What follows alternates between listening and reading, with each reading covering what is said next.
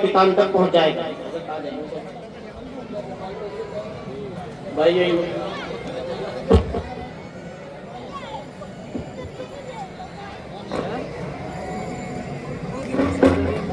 بھائی بیٹھ جائے گا ماشاء اللہ.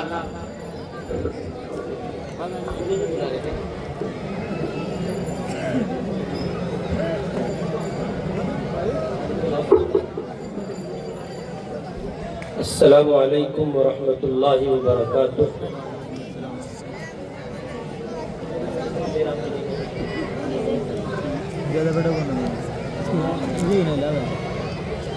الحمد للہ نحمده ونستعینه ونستغفره ونؤمن به ونتوکل علیہ ونعوذ باللہ من شرور انفسنا ومن سیئات اعمالنا من يهده الله فلا مضل له ومن يضلل فلا هادي له ونشهد أن لا إله إلا الله وحده لا شريك له ونشهد أن سيدنا ومولانا محمدا عبده ورسوله صلى الله عليه وعلى آله وأصحابه وبارك وسلم تسليما كثيرا كثيرا. أما بعد، أعوذ بالله من الشيطان الرجيم. بسم الله الرحمن الرحيم. يا أيها الذين آمنوا اتقوا الله وكونوا مع الصادقين. وقال النبي صلى الله عليه وسلم: مثل الجليس الصالح كمثل صاحب المسك، أو كما قال صلى الله عليه وسلم. بزرگان محترم، ایمان والے بھائیوں، دنیا میں جتنی قومیں پائی جاتی ہیں، جتنے دھرم، جتنے مذاہب کے لوگ پائے جاتے ہیں، ہر ایک مذہب کے افراد، اس کے ذمہ دار، قوم کے بڑے اور رہبر، ان سب لوگوں کی چاہت یہ ہوتی ہے کہ ان کے معاشرے میں، ان کی قوم میں، ان کے سماج میں اچھے افراد، اچھے انسان، ان کی تعداد زیادہ ہو. اسی کے لیے لوگ محنتیں کرتے ہیں، کوششیں کرتے ہیں، اور اپنے معاشرے کو بہتر بنانے کے لیے نئے انداز پر، نئی شکلوں پر معاشرے کو بہتری کی راہ پر گامزن کرنے اور اس پر لانے کے لیے کوششیں کی جاتی ہیں. مثلاً یہ کہ لوگ اپنے محلات میں، اپنی بستیوں میں محلہ سدھار سمیتی بناتے ہیں، کمیٹی بناتے ہیں، اور اس کا مقصد یہ ہوتا ہے کہ کوئی ایسا برا اور فاسد کام ہماری بستی میں، ہمارے معاشرے میں نہ ہونے پائے جس سے معاشرہ بھلائی کی راہ سے ہٹ کر برائی کی راہ پر چل پڑے. اس کے لیے دنیا کی جتنی قومیں ہیں، ہر ایک قوم میں اسی طرح کے جلسے ہوتے ہیں جیسے ہمارے اور آپ کے یہاں یہ جلسہ ہو رہا ہے. بس یہ کہ ان کے اپنے دھرم، اپنے مذہب اور اپنی آستھا اور عقیدے کی بنیاد پر ان کے یہاں جو تہذیب ہے اور مذہب کا جو ورثہ ہے، وہ اپنے مذہب کی روشنی میں یہ کام کرتے ہیں. ہم اور آپ اپنے مذہب کی روشنی میں یہ کام کرتے ہیں. ان کے پاس تعلیمات کا سلسلہ اتنا وسیع اور مستحکم نہیں ہے جتنا وسیع دائرہ تعلیمات کا اور انسانوں کو بہتر بنانے کا میرے اور آپ کے پاس ہے. اور یہ سب کا سب صدقہ ہے امام الانبیاء حضرت محمد الرسول اللہ صلی اللہ علیہ وسلم کا.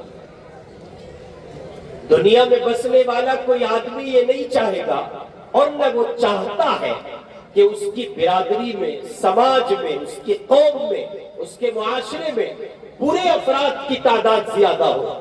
بلکہ وہ ہر ممکن سعی کرتا ہے، کوشش کرتا ہے، اور ہر ممکن کوشش کے بعد اس بات کو یقینی بنایا جاتا ہے کہ معاشرے میں اچھے لوگوں کی تعداد زیادہ ہو۔ لیکن ہم یہ دیکھتے ہیں کہ ہزار کوششوں کے باوجود اور ہزار محنتوں کے باوجود وہ نتیجہ اور وہ رزلٹ نہیں نکل پا رہا ہے جس نتیجے اور رزلٹ کے ہم لوگ متمنی ہیں اور متلاشی ہیں۔ میرے بھائی، ہمارے اور آپ کے اس معاشرے میں جرائم کی ایک دنیا آباد ہے، گناہوں کی ایک دلدل ہے جس میں ہر دوسرا مسلمان بندہ گرفتار ہو رہا ہے، گرتا چلا جاتا ہے، وہ دھسا چلا جا رہا ہے، اور ہزار کوششوں کے باوجود وہ نکل نہیں پا رہا ہے۔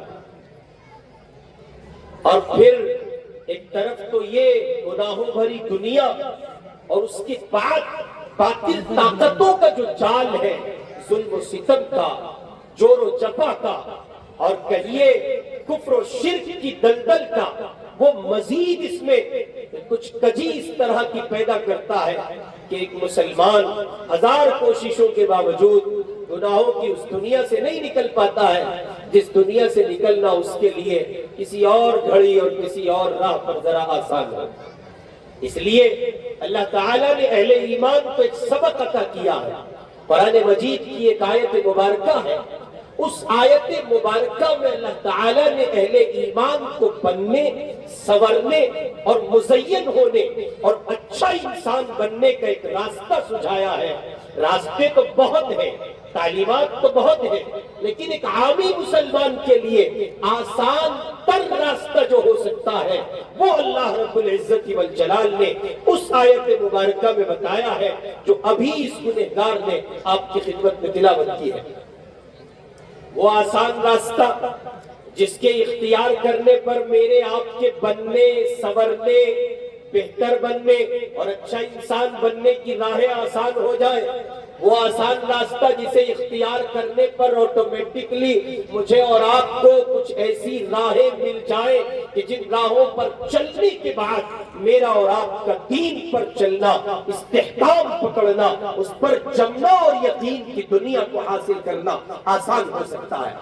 اور دنیا میں امام الانبیاء حضرت محمد الرسول اللہ صلی اللہ علیہ وسلم سے لے کے آج تک دنیا کے جس انسان نے اس راہ کو اپنایا ہے، بڑی آسانیوں کے ساتھ اس نے اللہ کی محبت، نبی کی عظمت و چاہت اور شریعت کی منزلوں کو بآسانی طے کیا ہے۔ وہ نسخہ، وہ راستہ، اور یہ کہیے کہ وہ ٹیبلٹ اور وہ ڈوز جو مجھے اور آپ کو حاصل کرنی چاہیے، اختیار کرنی چاہیے، لینی چاہیے، اور اس عمل سے وابستگی کو یقینی بنانا چاہیے، اللہ پاک قرآن مجید میں کہتے ہیں یا ایھا الذین آمنوا اتقوا اللہ، اے ایمان والو تقوی اختیار کرو۔ پھر فرمایا وَكُونُوا مَعَ الصَّادِقِينَ، اور سچوں کی صحبت اختیار کرو، صالحین کے ساتھ بیٹھو، نیک افراد کی ہم نشینی اختیار کرو، ان لوگوں کے ساتھ بیٹھو جن میں خوبیاں ہیں، کمالات ہیں، محاسن ہیں، اچھائیاں ہیں، جو اللہ کے اچھے بندوں میں شمار کیے جاتے ہیں، ان لوگوں کے ساتھ بیٹھو۔ امر کا صیغہ ہے، پروردگار نے حکم فرمایا ہے کونوا مع الصادقین، سچوں کی صحبت اختیار کرو۔ منفعت کیا ہے، فائدہ کیا ہے؟ اس کا مطلب یہ کہ اگر ہمیں یہ حکم دیا گیا کہ سچوں کے ساتھ بیٹھو تو منفعت میں سچائی ہمارے اندر غیر محسوس طریقے پر آ جائے گی، اس کا ہمیں پتہ بھی نہیں چلے گا۔ بڑے بزرگ کہہ گئے کہ جیسی سنگت ویسے نتائج، آپ جہاں بیٹھتے ہیں۔ اور امام الانبیاء حضرت محمد رسول اللہ صلی اللہ علیہ وسلم نے ارشاد فرمایا آدمی اپنے دوست کے دین پر ہوتا ہے۔ کس کے دین پر ہوتا ہے؟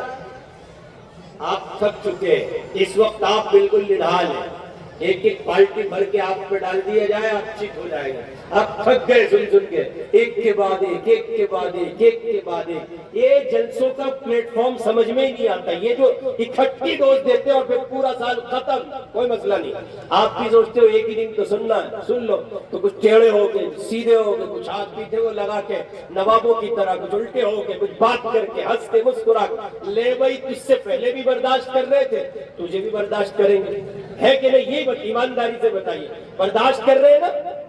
اگر برداشت نہیں کر رہے تو پاؤں سکوڑ کے آگے تو ہو جاؤ، اور اگر برداشت کر رہے ہو تو اور پھیلا لو، پھر تو کوئی بات ہی نہیں ہے۔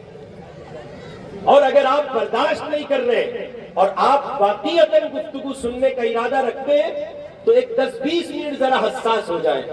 اور دیکھو یہ بیچ میں خلا ہے، شاید یہ پردھان جی ہوں گے اس لیے نہیں لگ رہے۔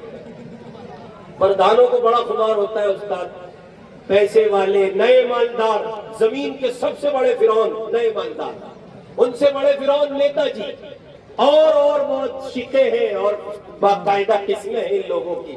اللہ سب کی حفاظت فرما دے، سب کو معاف کر دے۔ درود شریف پڑھیں اب آپ حضرات، اللہم صلی علی سیدنا محمد وعلی آل سیدنا محمد وبارک وسلم۔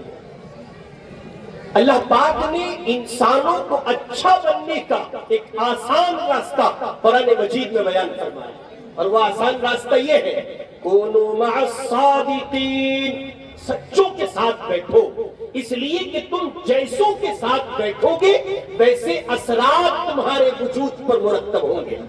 امام الانبیاء نے فرمایا، کالی کملی والے کہتے ہیں المرء علی دین خلیلہ، آدمی اپنے دوست کے دین پر ہوتا ہے۔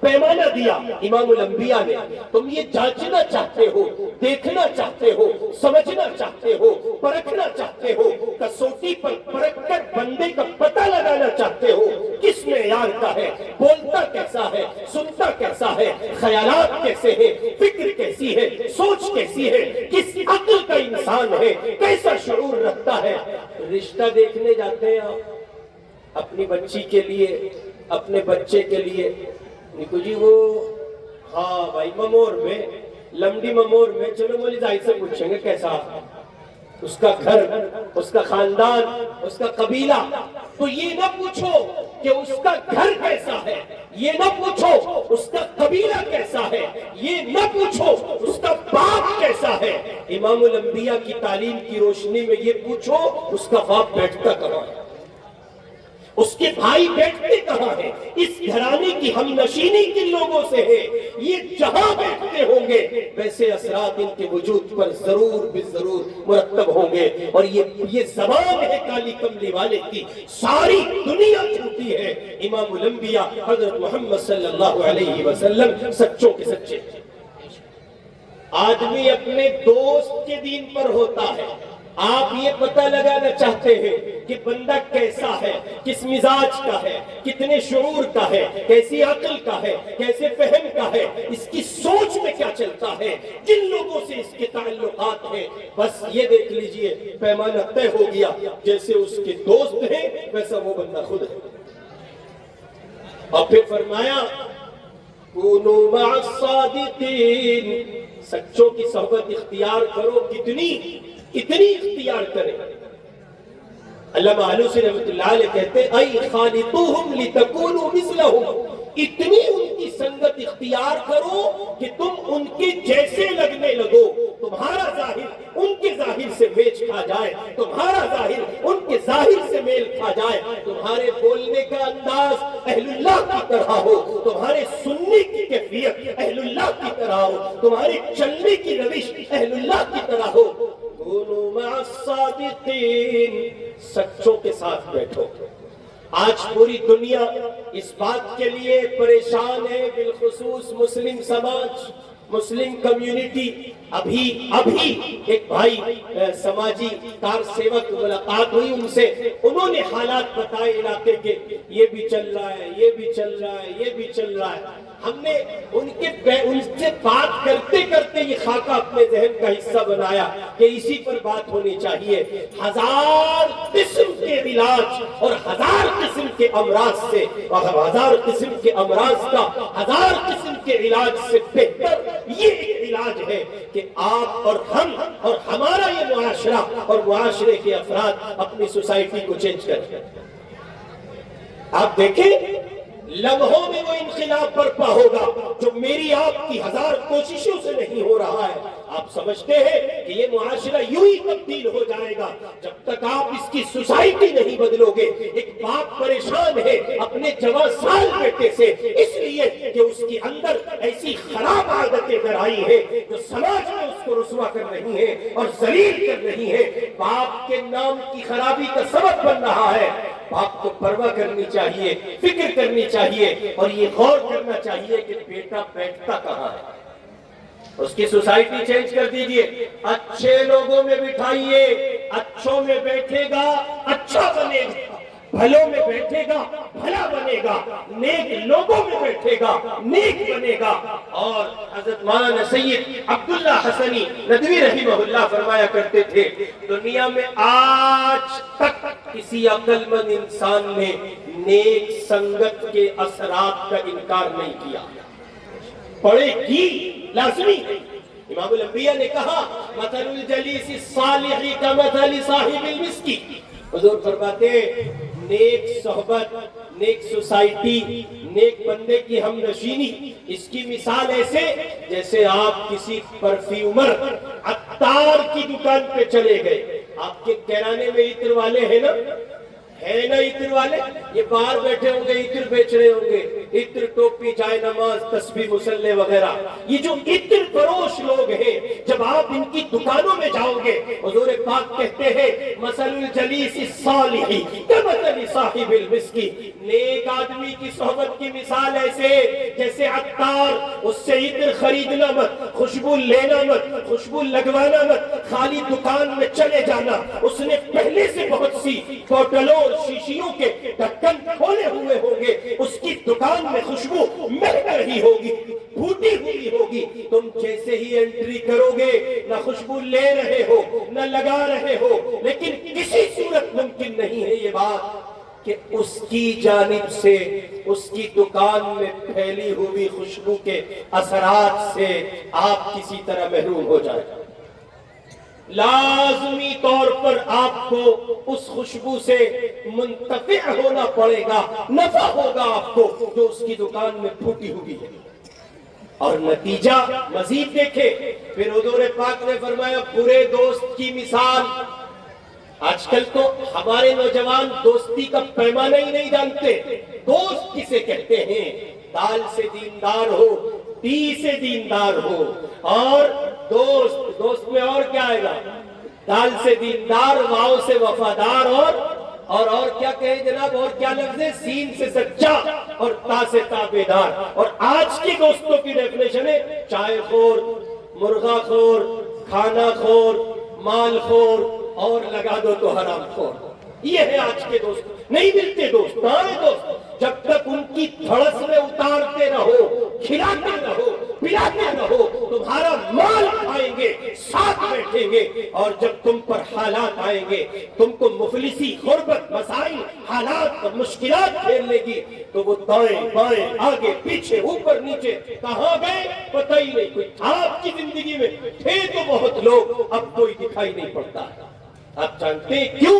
اس لیے کہ ان میں نیکی نہیں پائی جاتی ہے۔ اس لیے قرآن مجید ان دوستوں کا پتہ بتا رہا ہے جو دوست بنانے کے لائق ہوں، اور ان کی خوبی قرآن نے بیان کی ہے۔ سچوں کے ساتھ بیٹھو، دینداروں کے ساتھ بیٹھو، نیکوکار اور پرہیزگار لوگوں کے ساتھ بیٹھو، اللہ کے ایسے بندوں کو اپنے تعلق کے لیے، اپنی ہمنشینی کے لیے، اپنی سوسائٹی کے لیے اپنے لیے طے کرو جن کے اندر نیکیاں ہو۔ اور پھر فرمایا ان لوگوں کی سوسائٹی اور ان کی ہمنشینی مؤثر بہت ہے، ایسا ہو ہی نہیں سکتا کہ وہ اثر نہ چھوڑے، ایسا ہو ہی نہیں سکتا وہ اثر نہ چھوڑے۔ اس لیے کہ حضور پاک کا فرمان موجود ہے آخری درجے میں نیک آدمی کے پاس بیٹھنے سے عطار کی دکان میں داخل ہو کر ملنے والی خوشبو سے جیسے چارہ کار نہیں ہے، اور وہ خوشبو آپ کو میسر آ کر رہے گی۔ اللہ کے پاک پیغمبر فرماتے ہیں ٹھیک اسی طرح بری سنگت کی مثال ایسے جیسے امی چولہے پہ روٹی پکا رہی، روٹی پکڑی نہیں، کہاں؟ چولہے پہ، اور امی نے نو کرسی لگائی، گوشہ لگایا، اربائی لکڑی لگائی، اور پھر پھونکنے سے پھونک ماری، اور وہ تو پھونک لگتے ہی جو دھواں اٹھا ہے، آپ وہیں بیٹھے ہوئے کھانا کھا رہے تھے۔ آقا کہتے ہیں کہ برے دوست کی مثال ایسی ہے جیسے بھٹی جھونکنے والا اگر پتنگے تم تک نہ پہنچے، آگ تم تک نہ پہنچے، آگ تم کو نہ جلائے، دھوئے سے جان نہیں بچتی، دھوئے سے جان نہیں بچتی۔ ہمارے یہاں دلی میں سیلم پور کے قریب ایک محلہ ہے سیما پور، وہاں کے ایک نوجوان آیا، آ کے کہنے لگا جی حضرت دعا کرنا، میری پھپھو کی بیٹی کو ماموں لے گئے۔ ماموں سمجھتے ہیں آپ؟ پولیس اسٹیشن کے محافظین کو ماموں کہا جاتا ہے، امی کے بھیا ہوتے ہیں، ابا کے سالے، تو ماموں لے گئے۔ ارے ماموں کیوں لے گئے؟ کہ جی حضرت وہ ان کے مکان کے برابر میں ایک بندہ تھا گینگسٹر۔ میں نے کہا تمہاری پھپھو کے بیٹے کے ساتھ کوئی مسئلہ؟ نہیں، وہ تو بڑا بھلا ہے، بھولا ہے، سیدھا ہے، سچا ہے۔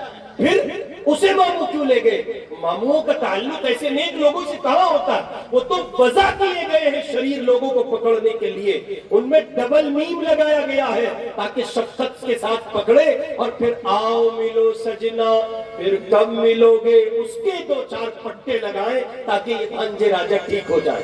تو میں نے کہا تمہارا بھیا پھپھو کا بیٹا کچھ ایسا تھا؟ اس نے کہا نہیں، اس کا کریمنل کوئی بیک گراؤنڈ نہیں ہے، وہ تو بڑا بھولا ہے، بڑا سیدھا۔ پھر کیا ہوا؟ اس نے کہا اس کے برابر میں ایک بندہ رہتا ہے، وہ گینگسٹر تھا، ابھی جیل کاٹ کے آیا تھا، 2-4 دن پہلے ضمانت ملی، گھر آیا، اب پھر کسی مسئلے میں پولیس نے ریڈ ڈالی ہے، یہ میری پھپھو کا بیٹا اس سے ملنے گیا تھا۔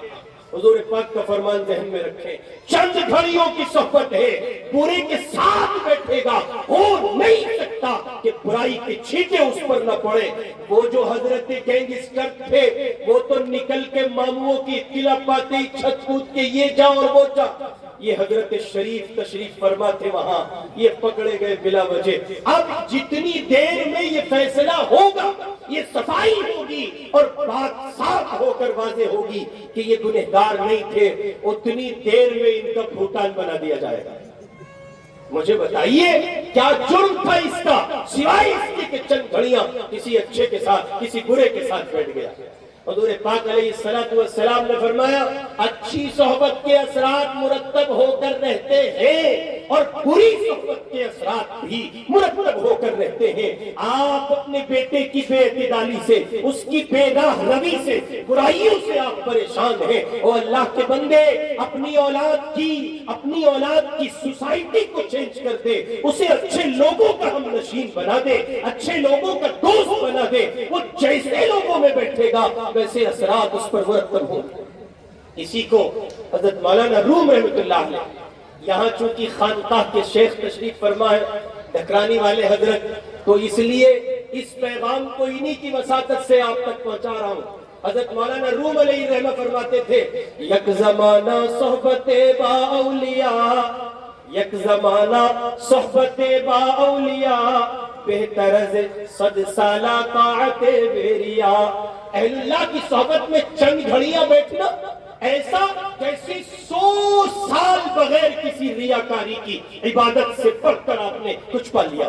چند گھڑیاں، آپ گھنٹوں نہیں بیٹھے، آپ نے دن اپنے کھپائے نہیں، راتیں نہیں گزاری ہیں، چند گھڑیاں آپ کو ملی ہیں۔ ان چند گھڑیوں میں جو انقلاب برپا ہوتا ہے، عقل حیران ہو جاتی ہے، دماغ قبول نہیں کرتا، ذہن تسلیم نہیں کرتا، انسانی وجدان اپنے قدموں کو توڑ بیٹھتا ہے اور یہ کہنے پر مجبور ہو جاتا ہے رجال اللہ میں جو صفات پائی جاتی ہے، اہل اللہ میں جو کمالات پائے جاتے ہیں، وہ در حقیقت اللہ کی طرف سے ان کا ورود مسعود ہوتا ہے اور وہ الہامی دنیا ہوتی ہے۔ خدا ان پر اپنی خصوصی نوازشات کے سلسلے کو بحال رکھتا ہے۔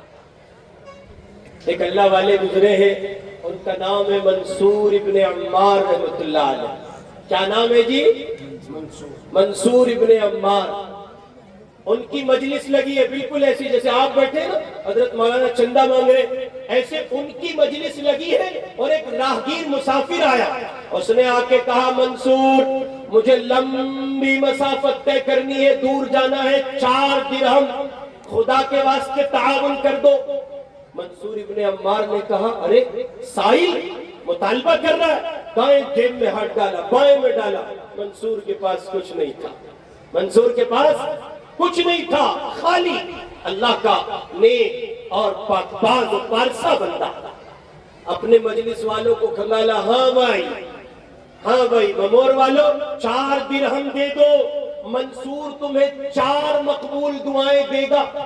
تو وہ جو منصور کے سامعین تھے اور منصور جن کو خطاب کر رہے تھے, منصور ابن عمار جن لوگوں سے ہم کلام تھے, وہ دیوانگی کے مقام کو پہنچے ہوئے لوگ تھے, وہ طالبین کا مجمع تھا, صادقین کا مجمع تھا, اللہ کے نیک بندے تھے اور نیک لوگوں کی صحبت اٹھا کر یہاں تک پہنچے تھے.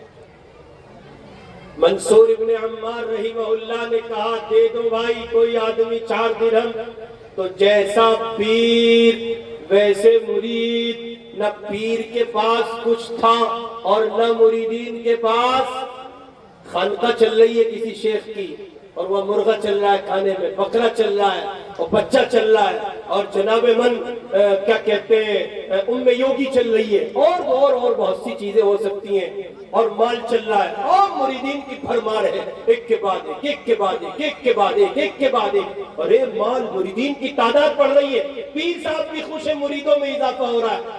دال چلوا دیجئے سارے بھاگ جائیں گے, کوئی نہیں بچے گا. دال ارے دال کھاوے گا اللہ کے بندو جی. بغداد میں ایک اللہ والے تھے, ایک بزرگ تھے, ان کے یہاں مرید روز بڑھ رہے.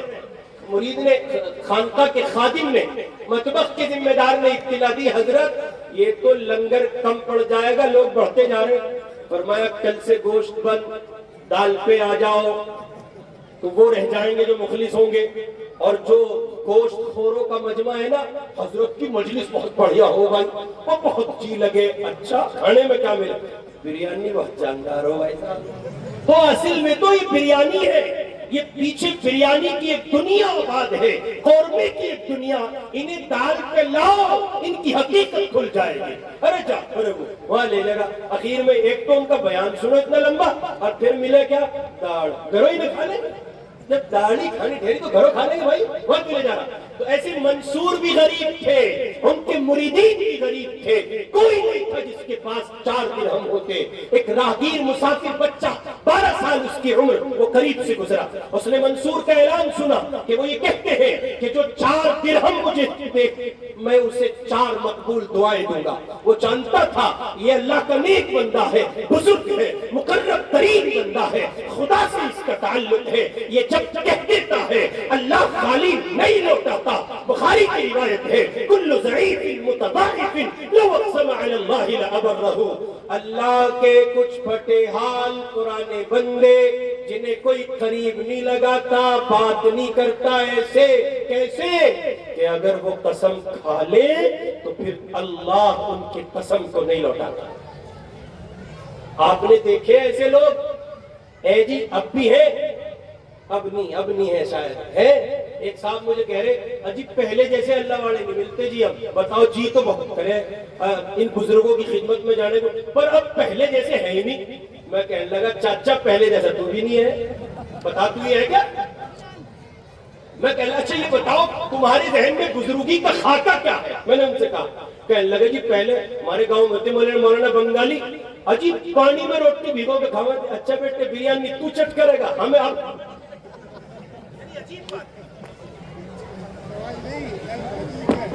آپ دیکھیں بزرگوں کی بزرگی کا معیار. ایسے بزرگ لاتے دو جس کا یہ بٹن یہاں لگا ہو, یہ پائچہ نیچے ہو, یہ اونچا ہو, اس کے پاس چلانے کو فون نہ ہو, ہر دوسری گھڑی میں سائل بن کر آپ کے سامنے دستے سوال دراز کرے, اسے مانتے ہیں آپ بزرگ. ہم کہتے ہیں میاں نہیں کسی صورت نہیں. بزرگ وہ ہے جو آپ سب سے کٹ جائے, بیزار ہو جائے, اس کی نگاہ رب پہ لگ جائے, دنیا سے مستغنی ہو اور رب کی چوکھٹ کا محتاج ہو. اور یہ دو لوگ ہو سکتے ہیں, یا تو چھکا ہوا ہو, مول صاحب پہ پیسہ خوب ہے تو ایسا کر سکتے ہیں, یا مولوی صاحب خدائی خوددار ہیں, اللہ نے خودداری خمیر میں رکھی, ورنہ پیٹ سے کوئی نہیں لڑتا, بھوک سب کو لگتی ہے, پیاس سب کو لگتی ہے, بچے سب کے روتے ہیں. یہ تو آپ کہتے ہیں اجی حضرت تھانوی, پتا حضرت تھانوی کتنے مالدار آدمی تھے. ریاست بنگال کے ایک نواب نے 1 لاکھ روپے بھیجے اور نیچے خط میں نیچے لکھا اجی دعا کریو. جیسے آپ نوٹ کا کباڑا کر کے دیتے ہو نا, حضرت کو ہدیہ نوٹ کا کباڑا کیا, اس کا پاکستان بنا دیا, بالکل مرجھا کے کباڑا کر دیا, ایسے بالکل مسالہ سے بنا کے. ارے کھیڑی دے رہا خدا کے بندے, ہدیہ دے رہا کھل کے دے, صاف دے. یہ کون سا طریقہ ہے ہدیہ دینے تو بالکل نوٹ بیچارہ ہاتھوں میں آپ کے پناہ مانگتا ہے. وہ کہاں آ گیا بدتنی سے چوننا مسلنے کی پرانی عادت دکھ رہے غریب کو. اور پھر اس کے بعد جیسے آپ اور ہم کہتے ہیں نجارت سے اجی دعا کریو جی, بس نو ہو جا. اچھا وہ کیا پیسے دیے 500 روپے, اتنی ساری دعا, چل ٹھیک ہے دعا تو ہو جائے گی اپنی جگہ. ایسی ریاست بنگال کے نواب نے حضرت تھانوی علی رحمہ کو لکھا دعا کریو جی. حضرت نے خط کے جواب میں لکھوایا اس کے خط کے جواب میں لکھو اور ہدیہ واپس کرو, ہماری دعائیں بکتی نہیں. ارے بابا جب ہدیہ دے دیا اب دعا کی کہنے کی کیا معنی, کہو مت. یہ ہدیہ اندر پہنچے گا آٹومیٹکلی دعا نکلے گی. ہدیے کا حادثہ ہے, تحابو حدیث میں ہے, حضور فرماتے ہیں ہدیہ لینا دینا کرو, محبت بڑھتی ہے. تو یہ تو آٹومیٹکلی نکلے گی, یہ بلا وجہ کا مکھن کیوں لگا رہے ہو, خراب بات ہے. حضرت نے فرمایا واپس کرو اس کا ہدیہ, ہم نہیں لیتے. وہ بھی کوئی پورا ہی تھا. کہنے لگا دوبارہ خط لکھ کے حضرت کوئی نہیں ملے گا آپ کو جو 1 لاکھ کا ہدیہ دے. حضرت نے فرمایا پھر لکھو اور لکھو کہ تجھے بھی کوئی نہیں ملے گا جو 1 لاکھ کا ہدیہ واپس کر. اور جانتے ہو یہ بے نیازی تھانوی میں کیوں تھی؟ اس زمانے میں حکیم الامت رحمت اللہ علیہ کے پاس اتنا اثاثہ, اتنا سرمایہ, اتنا مال اور اتنی دولت تھی کہ تھانہ بھون میں جو ریلوے اسٹیشن ہے اس ریلوے اسٹیشن کے ملازمین اور خدام کو حضرت والا کبھی کبھی ہدیے سے نوازتے تھے. چونکہ خانقاہ تھانہ بھون کے قریب اور اسٹیشن کے قریب حضرت کی خانقاہ کا کچھ حصہ تھا, وہ مہمانوں کی رعایت فرماتے تھے. تھانوی کوئی کہیے کہ مطلب لکیر کے فقیر آدمی تھوڑا ہی تھے, تو یہ کام وہی کرے گا. کون؟ یہ وہ کر سکتا ہے جس کے پیچھے یا تو خدائی خودداری کا پیمانہ حاصل ہو یا پھر چھکا ہوا پیٹ ہو. اور آپ تلاش کر رہے ہیں ایسے بزرگ جو پانی میں بھگو کے کھاتے ہو. دسترخوان بچھائیں گے, ضیافت کریں گے. ضیافت بتا رہا ہوں ضیافت کیسی کرتے ہیں آپ حضرات. ضیافت کریں گے اور پھر کھڑے ہو جائیں گے. تو مول صاحب بوٹی دیکھو وہ کتنی کھا رہا, ہٹ جاؤ. یہ کیا طریقہ ہوا ضیافت کا؟ یہ کون سا طریقہ ہے بھائی؟ دسترخوان پہ بٹھا دیا, اب انگے کو چلا جا, پرے کو ہو جا, کھان دے. نہیں, بوٹی پہ نظر, چاول پہ نظر, نلی پہ نظر, اور کیا کیا کھایا. یہ ضیافت کے آداب کے خلاف ہے, غیر مناسب عمل ہے. مہمان کے سر پر سوار نہیں ہونا چاہیے. حد درجے خراب, کھا ہی نہیں پاتا بعض آدمی. طبیعتیں مختلف ہوتی ہیں. تو منصور جیسے تھے مرید ویسے تھے کہ جی پیر کے پاس بھی کچھ نہیں اور مرید کے پاس بھی کچھ نہیں. ایک راہگیر بچہ کسی کا غلام تھا, 8-12 سال کا تھا, وہ گزر رہا تھا. اس نے کہا منصور میں دوں 4 درہم, مجھے دو گے دعائیں؟ کہاں تو دے, یہاں تو 4 درہم چاہیے. ایک فقیر کا, سائل کا, ایک سوالی کا سوال پورا کرنا ہے. تو 4 درہم دے گا, تجھے 4 دعائیں دوں گا. اس بچے نے آ کے 4 درہم دیے اور کہا منصور اب 4 دعا دو. کہا مانگ کیا مانگتا ہے؟ توجہ ہے آپ کی, مانگ کیا مانگتا ہے؟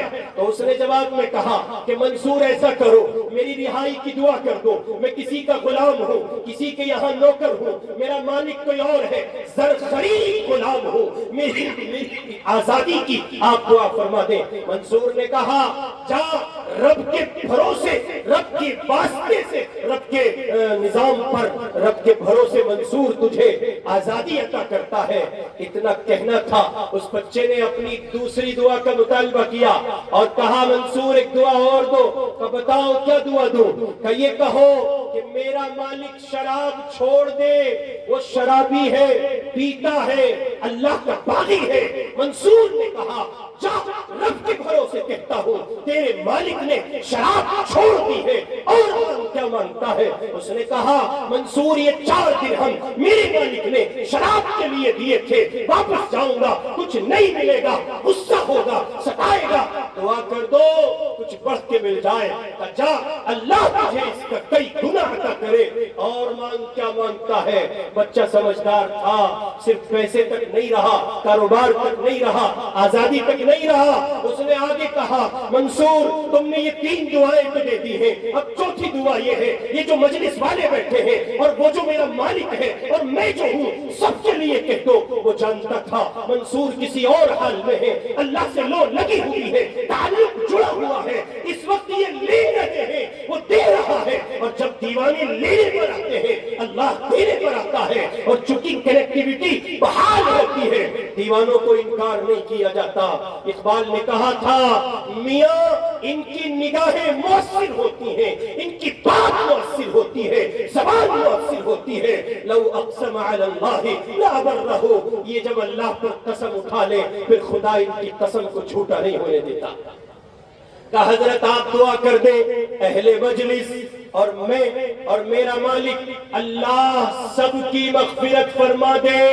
بچے کا ذہن دیکھو، فہم دیکھو، شعور دیکھو، عقل دیکھو، حوصلہ دیکھو، تدبر دیکھو، اس کے ذہن کی دنیا کی وسعت دیکھو، مانگ بھی تو کیا مانگ رہا ہے۔ اس نے سوچا بات بنی ہوئی ہے، کام بن جائے گا۔ اس نے کہا منصور دعائیں مغفرت کر دو۔ منصور کسی اور حال میں تھے، کسی اور دنیا میں تھے، مالک سے لے رہے تھے، بندوں کو دے رہے تھے۔ خدا کے قریب ترین بندوں میں منصور ابن عمار کا شمار ہوتا ہے۔ انہوں نے کہا جا، رب کے بھروسے تیری بھی مغفرت، تیرے مالک کی بھی مغفرت اور ساری مجلس کی مغفرت۔ یہ دوڑا دوڑا گیا اپنے مالک کے پاس۔ اس کے مالک نے کہا بہت دیر میں آیا، اس سے کہا تھا لے کے آنا، تو تو خالی آ رہا ہے، پھر کہاں رہا؟ تو اس نے آگے سے جواب میں کہا منصور کی مجلس تھی، چندہ ہو رہا تھا، 4 درہم کا مطالبہ تھا، 4 مقبول دعائیں ملنی تھی، میں نے تمہاری شراب کے پیسے وہاں دے دیے۔ کہ پھر منصور سے دعا کیا لایا؟ شرابی ضرور تھا، منصور کا اکرام جانتا تھا، شرابی ضرور تھا، اہل اللہ کی قدر جانتا تھا، شرابی ضرور تھا، دیوانوں کے مقام سے واقف تھا۔ لوگوں آج مجھ میں اور آپ میں حیا نہیں رہی۔ میری قوم کے نوجوان علماء کو دیکھ کر سمٹتے نہیں ہیں، اپنی رنگ رلیوں میں مست ہوتے ہیں، داڑھی والے گزر رہے ہیں، ٹوپی والے گزر رہے ہیں، اللہ کے نیک بندے گزر رہے ہیں، اور ان کا اکرام نہیں ہے، خیال نہیں ہے، احترام نہیں ہے، عزت نہیں ہے۔ اور تو اور بعض ظالم، بعض فاسق فاجر قسم کے نوجوان وہ اہل اللہ کا مذاق بناتے ہیں، بزرگوں کا تبصرہ کرتے ہیں۔ اور ظالموں، اس زمین پر اللہ نے اگر کسی سے اعلان جنگ کیا ہے، اس زمین کے 2 بدبخت ہیں، ایک وہ جو سود خور ہے اور دوسرا وہ جو اہل اللہ کو ستاتا ہے۔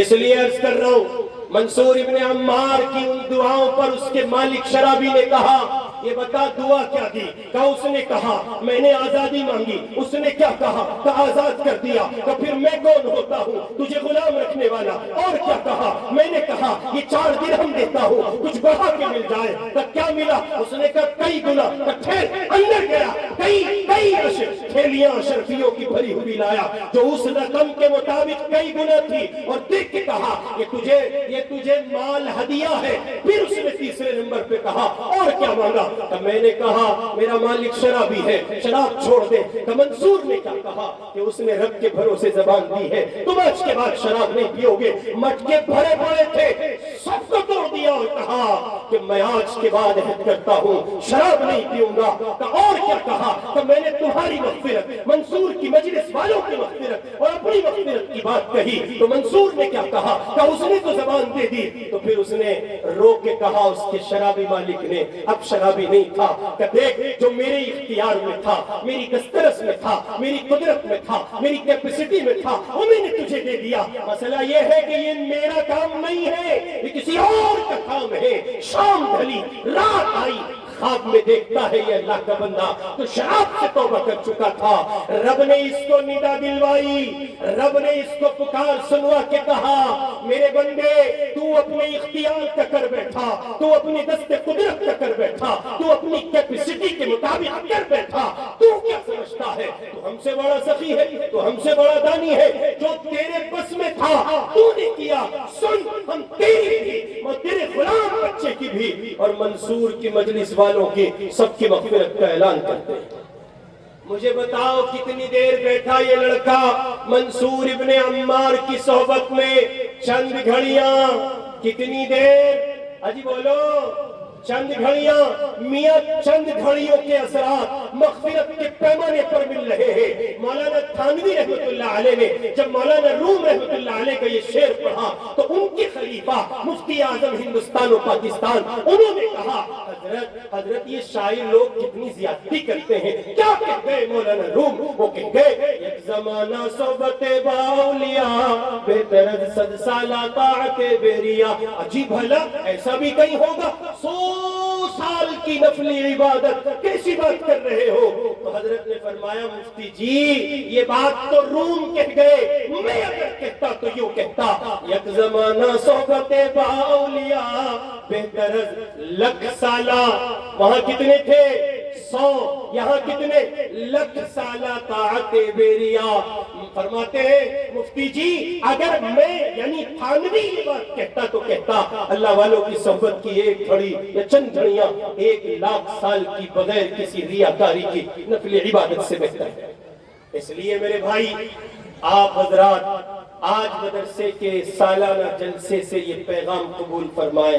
نوجوان بچے دوست بھی بیٹھے ہیں، بڑی عمر کے حضرات بھی بیٹھے ہیں، سب یہ طے کرو اپنی سنگت بدلیں گے انشاءاللہ۔ یہ طے کرو اپنا دوست علماء کو بنائیں گے، یہ طے کرو اپنی ہم نشینی اور مصاحبت علماء کے ساتھ اختیار کریں گے۔ کمال ہوگا، سلام ہوگا آپ کی عظمت کو اگر آپ اہل اللہ کی صحبت کے ہم نشین ہو جائیں اور آپ دیوانوں کا قرب حاصل کریں۔ اور میاں آخری جملہ کہہ کے بات ختم کرتا ہوں۔ سید سلیمان ندوی رحمت اللہ علیہ حضرت تھانوی کے صحبت یافتہ ہوئے، کسی نے ان سے کہا آپ کو کیا ملا؟ کیا ملا تھانوی کے یہاں جا کر؟ انہوں نے جواب میں کہا حضرت سنو ہم بتاتے ہیں کیا ملا۔ انہوں نے کہا تھانوی کے یہاں جانے سے پہلے واہ واہ میں جیتے تھے، تھانوی کے یہاں سے جا کر آنے کے بعد آہ آہ میں جیتے ہیں۔